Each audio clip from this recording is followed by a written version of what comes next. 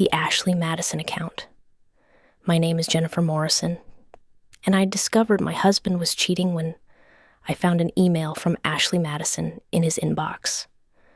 Not his personal inbox that I might have had innocent reasons to access, but his work email that I opened by accident when he'd left his laptop open on the kitchen table, and I'd clicked the wrong browser tab while trying to check my own email on his computer after my phone died. Ashley Madison, the website that had made international headlines a few years back when it was hacked, and millions of users' information was leaked to the public, exposing people who'd signed up for a service that literally advertised itself with the tagline, "Life is short. Have an affair." The website for married people seeking extramarital relationships, the digital marketplace for infidelity. The email was a notification that someone had sent his profile a message. You have 3 new messages waiting. Log in to read them and start your discreet adventure today. Discreet adventure. The euphemism made my stomach turn, as if affairs were adventures rather than betrayals, as if discretion made deception acceptable, as if the pain of being cheated on mattered less if it happened quietly. I stared at that email for a full minute, maybe longer, my brain struggling to process what I was seeing. David had an Ashley Madison account. My husband of 16 years, father of our 2 teenage daughters, the man who'd stood in a church and promised fidelity and forsaking all others, had signed up for a website specifically designed to facilitate affairs. This wasn't accidentally receiving spam or being signed up by someone as a prank. The email referenced his profile, messages sent to him, an active account he'd created intentionally with the express purpose of meeting people to cheat with. My hands were shaking as I clicked on his email search bar and typed, Ashley Madison. 17 emails appeared, going back 6 months to last August. Welcome emails, notification emails about messages and profile views, and winks from other users. Promotional emails encouraging him to upgrade to a premium membership for better discreet encounter features. 6 months. David had been on Ashley Madison for 6 months. Half a year of maintaining a profile designed to attract affair partners. Half a year of whatever he'd been doing on that website while I'd been living my normal life, trusting him, believing in our marriage. I opened a few of the message notification emails. They didn't show the actual message content that required logging into the website itself, but they showed usernames of people who'd contacted him. Seeking Passion 42, Discreet in Nashville, Married but Lonely. Each username was a small advertisement of what these people wanted, what they were offering, what they assumed David wanted too. I sat at that kitchen table for 20 minutes, trying to decide what to do. David was at work. He was a financial advisor at an investment firm downtown, spent his days managing other people's retirement accounts and giving advice about long-term planning and responsible decision-making. The irony wasn't lost on me that a man who counseled clients about planning for the future was simultaneously planning affairs that could destroy his family's present. I could confront him immediately. Text him right now. I found your Ashley Madison account. We need to talk. Watch him scramble to construct an explanation or excuse or denial. Or I could gather more evidence. Create my own Ashley Madison profile. Find his profile on the site. See what he'd written about himself, what he was looking for, how he'd been presenting himself to potential affair partners. I chose evidence, because confronting David with one email about an account he could claim was inactive or unused or created as a joke felt less powerful than confronting him with screenshots of his actual profile, his actual messages, the full documented scope of his betrayal I created a fake email account. Then I went to Ashley Madison's website. Just visiting it felt transgressive, like I was entering a space designed for people who'd already decided their marriages weren't enough. The homepage was sleek, professional, surprisingly normal-looking for a website facilitating affairs. Photos of attractive people. Testimonials claiming the site was discreet and secure and judgment-free. I created a profile using a fake name, looking for Honesty 37, and a photo I'd pulled from a stock photography website showing an attractive woman in her late 30s. Filled out the required information claiming I was married, dissatisfied, seeking connection without commitment. The site asked what I was looking for. Options included short-term affair, long-term affair, cyber affair, erotic chat, and something called Whatever Excites Me. I selected short-term affair because it felt like the middle option, the one that wouldn't seem too aggressive or too tentative. Within minutes of creating my profile, I had messages. Dozens of men, all claiming to be married, all claiming to be seeking discreet encounters, all using the same language of justification. My wife doesn't understand me. We've grown apart. I love my family, but need passion. The same excuses repeated with slight variations across profiles, as if infidelity came with a script everyone memorized. I searched for David's profile. The site let you filter by location, age, and various physical characteristics. I filtered for men in Nashville, age 45-50, married, scrolled through profiles of men photographed in ways designed to be both attractive and unidentifiable. Photos taken from angles that obscured faces. Photos cropped at the neck, showing only torsos. Photos so dimly lit, you could barely make out features. Then I found him. Profile name. Adventurous TN. No face photo, just a picture of his torso that I recognized because I'd been married to that body for 16 years. Knew the particular way his shoulders looked, the specific pattern of hair on his chest. But what confirmed it was the background. The photo had been taken in our bathroom mirror. Our bathroom. The mirror I looked into every morning. He'd photographed himself shirtless in our house to advertise for affairs. His profile text was brief. Married professional seeking connection with like-minded woman. Intellectually curious, physically active, emotionally available for the right person. Not looking to change my situation, just enhance it. Discretion essential. Not looking to change my situation, just enhance it. As if I was a situation rather than a person. As if our marriage was a circumstance he wanted to supplement rather than a relationship he'd promised to honor. As if having an affair was enhancement rather than demolition of everything we'd built. His profile showed he'd been active within the last 24 hours. Had 47C favorites from other users. Had exchanged messages with what the site called multiple connections. The profile analytics that were visible even to non-connections showed he was in the top 20% of most active male users in the Nashville area. Top 20%.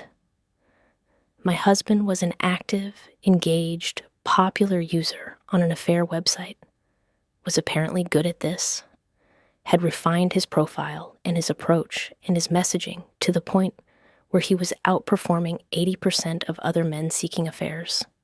I took screenshots of everything. His profile, his tagline, the statistics showing his activity level. Then I sent him a message from my fake profile. Hi, Adventurous TN. Your profile caught my attention. I'm new to the site and would love to connect with someone who values discretion and intelligence. Tell me about yourself. Generic. The kind of opening message that probably filled the inboxes of every man on the site. But I needed to see how he'd respond. Whether he'd engage, what he'd say to a woman who wasn't me. His response came within 15 minutes. Looking for honesty 37, I appreciate you reaching out. I'm a financial professional, married, father of 2. Love my family, but missing the spark that makes life exciting. Looking for someone who understands the complexity of wanting more without wanting to destroy what we have. What brings you to Ashley Madison? Married, father of 2. He'd included that information like it was a selling point, like advertising his family commitments would make him more attractive to women seeking affairs. The profile of a safe bet, a man with too much to lose to get messy, who would keep things contained and discreet because discovery would cost him everything. I responded, I understand completely. I'm married too. Love my husband in many ways, but we've become roommates rather than lovers.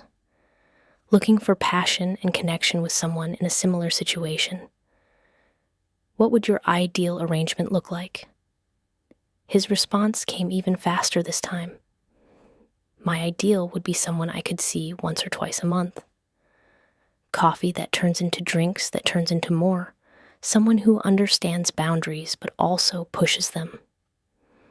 Chemistry is essential. I'm not interested in just physical encounters. I want connection, conversation, anticipation. The feeling of being wanted by someone who doesn't have to want you but chooses to. The feeling of being wanted. As if I didn't want him. As if 16 years of marriage and 2 children and building a life together wasn't want enough. As if I had stopped choosing him rather than him choosing to seek someone else. We messaged back and forth for an hour, him asking questions about what I was looking for, me giving vague answers that seemed to match what he wanted to hear, him suggesting we meet for coffee, just to see if there's chemistry, no pressure, completely discreet. Me agreeing tentatively, saying I'd need to check my schedule. Then I asked the question I'd been building toward. Before we meet, I like to know I'm talking to a real person. Can you send a photo? Face optional. I understand discretion, but something recent? I waited to see if he'd send a face photo, if he'd be recognizable, if he'd be careless enough to provide evidence I could use beyond screenshots of profiles that could theoretically belong to anyone. He sent a photo 5 minutes later. Not his face, but his hand holding a piece of paper with today's date and the words for looking for honesty written on it. Proof he was real, that this was current, that he was actively engaging with my fake profile today. The photo showed his hand, his wedding ring clearly visible. The ring I'd placed on his finger 16 years ago when we'd gotten married in that church in Franklin, with 200 people watching us, promised fidelity and loyalty and all the things he was now actively violating. I saved the photo, added it to my evidence folder that was growing larger every hour. Then I stopped responding to his messages. Let looking for honesty 37 ghost him the way he was ghosting our marriage. I spent the rest of that day in a strange fog, made dinner I didn't eat, helped our daughters with homework while feeling like I was performing the role of mother rather than being one. Went through the motions of normal family life while knowing nothing was normal anymore. Everything was different. The foundation I thought we'd built was revealed to be theater set pieces that looked solid from the front but were hollow behind. David came home at 6:30 p.m. like he always did on Wednesdays, kissed me hello, asked about my day, told me about a difficult client meeting, looked exactly like the man I'd been married to for 16 years, except now I knew he was also someone else. Adventurous Etienne, who messaged women on Ashley Madison and offered them passion and connection while his wife made dinner and his daughters did homework. Can we talk after the girls go to bed? I asked, keeping my voice neutral. Sure. Everything okay? We'll talk later. At 9:47 p.m., after both daughters had gone upstairs to their rooms, I pulled out my laptop and opened it to the screenshots I'd taken. David was sitting on the couch scrolling through his phone, probably checking Ashley Madison messages, I realized. Probably seeing if Looking for Honesty 37 had responded to his suggestion about meeting for coffee. I need to show you something, I said, sitting down next to him with the laptop. I watched his face as I pulled up his Ashley Madison profile. Watched him go from confused to panicked to something that looked like resignation. The face of someone caught, who'd been waiting for this moment, who'd known eventually the truth would surface, but had hoped it wouldn't be today. I can explain, he said. Explain what? Explain your Ashley Madison profile? Explain the 6 months of emails? Explain the 47 women who favorited you? Explain the messages you've been exchanging with multiple connections? Explain the photo you sent to Looking for Honesty 37 this afternoon, showing your wedding ring while you were trying to arrange an affair? His face went white. You created a profile. You catfished me. I verified what I already knew from finding the emails in your work account. You've been actively seeking affairs for 6 months. Maybe longer. Maybe you were just smart enough to delete earlier emails. You photographed yourself in our bathroom mirror to attract affair partners. You wrote a profile describing yourself as married with kids. Like that was a selling point. You messaged with a stranger today and suggested meeting her for coffee that would turn into more. I haven't met anyone. I haven't actually had an affair. You've been trying to, for 6 months. The only reason you haven't is probably because you haven't found someone willing yet, not because you've had sudden moral clarity about honoring your marriage vows. It's not like that. I was just exploring, seeing what was out there. I never intended to actually meet anyone. You literally suggested meeting me for coffee this afternoon. You sent a verification photo. You were absolutely intending to meet someone. He put his head in his hands. I don't know what I was thinking. I don't know what I'm doing. Something's been missing, and I don't know how to talk about it. And Ashley Madison felt like a safe way to feel wanted without actually destroying everything. Safe? You think advertising for affairs on a website is safe? You think I wouldn't find out? You think this wouldn't destroy everything? I thought I was being discreet. You thought wrong. You were careless and sloppy, and I found out anyway. Now you need to decide what you want. Do you want this marriage? Do you want this family? Or do you want to be adventurous Tien, who enhances his situation with affairs? He looked up at me with red eyes. I want our marriage. I don't want to lose you. I don't want to lose our family. I made a terrible mistake.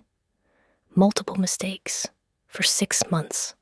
That's not a mistake, David. That's a pattern.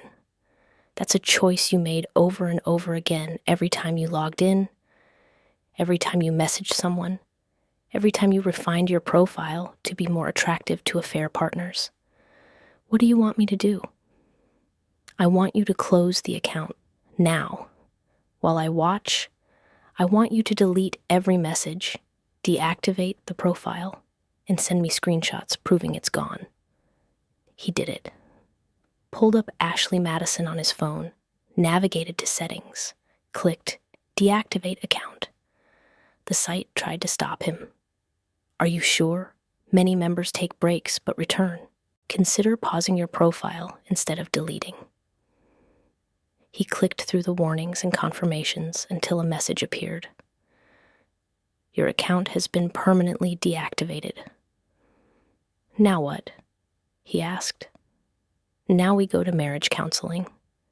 Now you figure out what was missing that made you think affairs were the answer, instead of talking to me. Now you earn back trust you destroyed, if that's even possible. We started counseling the following week. A therapist named Dr. Patricia Rosen, who specialized in infidelity and rebuilding trust after betrayal. The first session was brutal. David having to admit out loud that he'd been seeking affairs. Me having to admit out loud how betrayed and humiliated I felt. Both of us having to sit in the discomfort of honesty we'd been avoiding. "Why Ashley Madison?" Dr. Rosen asked David. "Why not just have an affair the traditional way? Why use a website specifically designed for married people?" "Because it felt safer," David said. Like everyone there understood the rules. No one was going to fall in love or demand I leave my wife. Everyone was there for the same reason, to get needs met without destroying their primary relationship. But Jennifer is your primary relationship. How did you imagine affair sex wouldn't destroy that? I told myself I could compartmentalize. That physical connection with someone else wouldn't affect my emotional connection with Jennifer. That I could have both, and no one would get hurt if I was discreet enough. "That's not how human emotions work," Dr. Rosen said. "Affairs don't exist in compartments. They leak. They take energy and attention from primary relationships, even when they're just physical. And they're fundamentally dishonest, which corrodes trust even when the spouse doesn't know yet. You've been lying to Jennifer for 6 months. That's 6 months of conversations built on dishonesty. 6 months of intimacy that was false because part of you was elsewhere." Over weeks of therapy, the story expanded. David had been feeling disconnected, not from me specifically, but from life in general. Midlife crisis territory, though he hated that term. He was 48. Our daughters were teenagers who didn't need him the way they had when they were young. His career had plateaued at a level that felt comfortable, but not exciting. He felt invisible, irrelevant, like life was happening to him, rather than him actively living it. Ashley Madison had felt like proof he still mattered. Like women finding him attractive enough to message meant he hadn't become completely obsolete. Like the possibility of affairs meant he wasn't done yet. Wasn't just a middle-aged father and husband whose best years were behind him. But affairs don't actually solve those problems, Dr. Rosen said. They just distract from them. The disconnection you're feeling isn't about Jennifer or your marriage. It's about you and your relationship with yourself and your life. Affairs are symptom management, not cure. David closed his Ashley Madison account, but the damage was done. Trust was broken. Every time he was late from work, I wondered if he'd created a new profile on a different site. Every time he checked his phone, I wondered who he was messaging. Every time he said he loved me, I wondered if he meant it, or if he was just saying words he thought I needed to hear. Rebuilding took months, David giving me full access to all his accounts. Email, phone, social media, everything. Him coming home exactly when he said he would. Him being aggressively transparent about where he was and who he was with. Him answering my questions even when they were angry or accusatory or repeated for the 10th time, because I needed to hear him say again that he was sorry, that he chose me, that he wasn't secretly planning his next affair. We're still rebuilding. It's been 8 months since I found that email. 8 months of therapy and transparency and slowly learning to trust again. Some days are good. Some days I look at David and see my husband, the man I married, the father of our children, someone I'm choosing to stay with. Other days I look at him and see adventurous Tien, see the man who photographed himself in our bathroom mirror to attract affair partners, see someone I don't fully know or trust. Dr. Rosen says that's normal, says trust after betrayal is rebuilt slowly, in small increments, through consistent behavior over time. Says some couples recover stronger than before because the crisis forced honesty they'd been avoiding. Says others never fully recover, stay together, but always with that edge of doubt. That knowledge that betrayal happened once and therefore could happen again. I don't know which category we'll end up in yet. Ask me in another year. Ask me when I can look at David's phone without my stomach clenching. Ask me when I can believe him when he says he's working late without immediately wondering if he's actually meeting someone from whatever site replaced Ashley Madison in his affair-seeking toolkit. What I do know is that Ashley Madison email taught me something about my marriage I hadn't wanted to learn. It taught me that David is capable of sustained deception, that he can lie to my face for 6 months while actively planning betrayal, that he can compartmentalize enough to kiss me goodbye in the morning and then refine his affair profile at lunch and then come home and ask about my day like nothing was wrong. That's a hard truth to carry. Knowing your spouse is capable of that level of deception. Wondering if the person you're seeing is the real person or just the version they've decided to show you. But it also taught me I'm stronger than I thought. That I could see evidence of betrayal and not immediately collapse. That I could confront it, demand accountability, set conditions for staying. That I could do the hard work of rebuilding even when walking away would have been easier. I keep a screenshot of David's Ashley Madison profile saved in a secure folder on my laptop. Not because I enjoy looking at it, I don't. Looking at it hurts every single time.